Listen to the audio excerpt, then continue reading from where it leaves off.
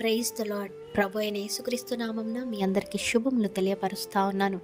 ఈ యొక్క వాగ్దానాలచే మీరు ఆదరింపబడినట్లయితే తప్పకుండా ఇతరులకు షేర్ చేయడానికి ప్రయత్నించండి. భయపడకము. ఆమేన్. మరి ఈ యొక్క మాటలు దేవదూత మరియతో చెప్తూ ఉన్నారు.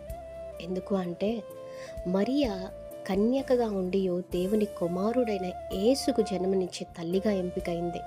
మరి అటువంటి సమయంలో ఆమె ఆశ్చర్యానికి భయానికి గురి అయినప్పుడు దేవదూత ఓదారుస్తూ ఉన్నారు.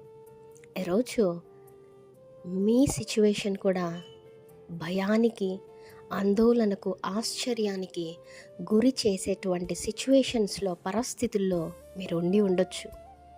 అనవసరమైన మాటలు, అనవసరమైన నిందలు, అవమానాలు పొందుకుంటూ ఉండొచ్చు.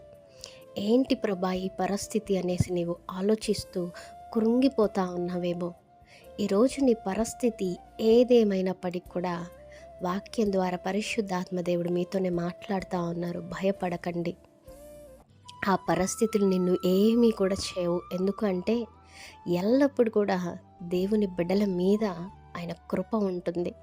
కనుక ఏ విధముగా అయితే మరియా తన కృపను పొందుకున్నదో ఈరోజు దేవుడు కూడా అట్టి కృపని మీ అందరి మీద చూపిస్తూ ఉన్నాడు. కనుక సిచ్యువేషన్ ఏమైనప్పటికీ కూడా, అది ఎంత గడ్డు స్థితి అయినప్పటికీ కూడా దేవుని మీద నమ్మకము, విశ్వాసము కోల్పోకండి. తప్పకుండా దేవుని చెంతకు రండి. ఆయన మీద నమ్మకము, విశ్వాసం ఉంచి ఆయన కృపను పొందుకునే వారిగా ఉన్నట్లయితే ప్రతి పరిస్థితి నుండి దేవుడు మిమ్మల్ని విడిపిస్తాడండి. ఆమేన్. నమ్మండి, విశ్వాసం ఉంచండి.